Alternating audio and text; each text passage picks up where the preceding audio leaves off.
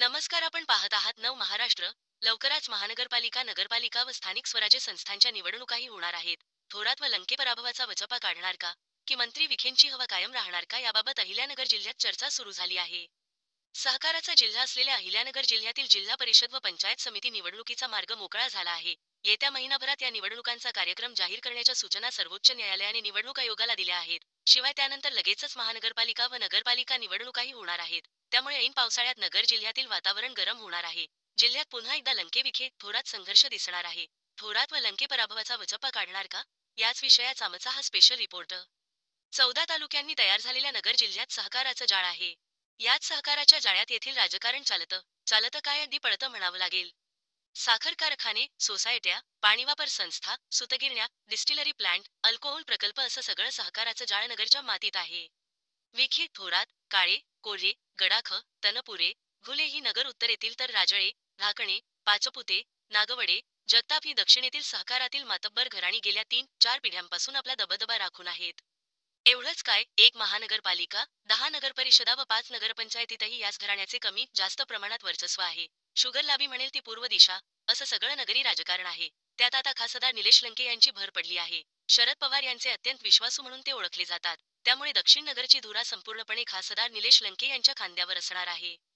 नगरचं राजकारण तत्वनिष्ठ समजलं जातं. प्रत्येक निवडणूक येथे द्वेषाने लढवली जाते.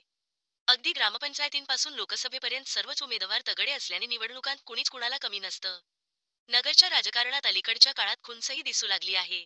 कुणी लोकसभेचा बदला विधानसभेला घेतला, तर कुणी लोकसभेचा हिशोब विधानसभेत पूर्ण केला. लोकांनीही लोकसभेला एकाला डोक्यावर घेतलं, तर विधानसभेला त्याला बदकन खाली आपटवलं. नगरी राजकारणाचा थांगपत्ता कुणालाच लागलेला नाही. त्यामुळे आता जी परिस्थिती आहे, तीच निवडणुकीपर्यंत कायम राहील, असं कुणीही छातीठोकपणे सांगू शकत नाही. इथं ना कुणाची हवा चालते, ना कुणाचं वारं. इथं चालतो तो फक्त नगरी पॅटर्न. याच नगरी पॅटर्नची दहशत मुख्यमंत्री देवेंद्र फडणवीसांनी लोकसभेला व शरदचंद्र पवारांनी विधानसभेला अनुभवली.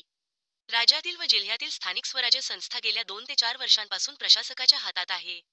अगोदर कोरोनाच्या कारणामुळे व त्यानंतर ओबीसी आरक्षणामुळे स्थानिक स्वराज्य संस्थांच्या निवडणुका रखडल्या होत्या.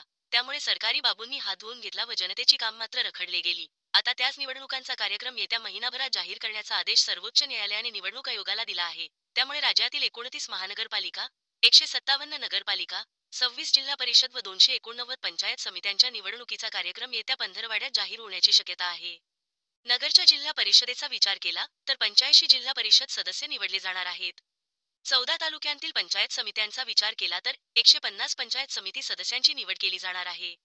या निवडणुका महायुती व महाविकास आघाडी अशा पद्धतीने झाल्या तर सुमारे 500 उमेदवारांची रणधुमाळी रंगणार आहे.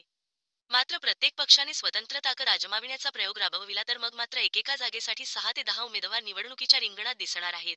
म्हणजेच संपूर्ण जिल्ह्याचा विचार केला तर 3 ते 3.5 हजार उमेदवार निवडणुकीच्या रिंगणात दिसणार आहेत. आपापले बिडू निवडून आणण्यासाठी पुन्हा स्थानिक आमदारांची कसोटी पणाला लागणार आहे. शिवाय ज्येष्ठत्वाचा विचार केला तर जिल्ह्यात पुन्हा विखे थोरात लंके युद्ध रंगणार आहे. लोकसभेला थोरातांच्या व्यूहरचनेने सुजय विखेंना पराभव पाहावा लागला. त्यानंतर सुजय विखेंच्या गनिमी काव्याने विधानसभेला ज्येष्ठ नेते बाळासाहेब थोरातांना 40 वर्षांत पहिल्यांदा पराभूत व्हावे लागले. या दोन्ही कुटुंबात वाद वाढत असतानाच या दोन्ही नेत्यांच्या साखर कारखान्यात मात्र सहमती एक्सप्रेस धावली. त्यानंतर हा वाद शमल्याचे दिसले. आता पुन्हा स्थानिक स्वराज्य संस्था निवडणुकांत हे दोन्ही नेते एकमेकांविरोधात लढतील की पुन्हा तेथेही सहमतीचे राजकारण होईल, हे येत्या काळात समजणार आहे. तरीही गेल्या विधानसभेला ज्या ज्या साखर सम्राटांचा पराभव झाला ते येत्या निवडणुकांत आपल्या पराभवाचा बदला घेतील, असे राजकीय विश्लेषकांचे म्हणणे आहे. स्वतःचे राजकीय अस्तित्व टिकवून ठेवण्यासाठी माजी आमदारांची लढाई रंगतदार होईल, अशी शक्यता व्यक्त केली जात आहे. धन्यवाद. ताज्या बातम्या व रोखठोक विचार पाळण्यासाठी हा चॅनल सबस्क्राईब करा, लाईक करा आणि बेल आयकॉनचे बटन दाबा.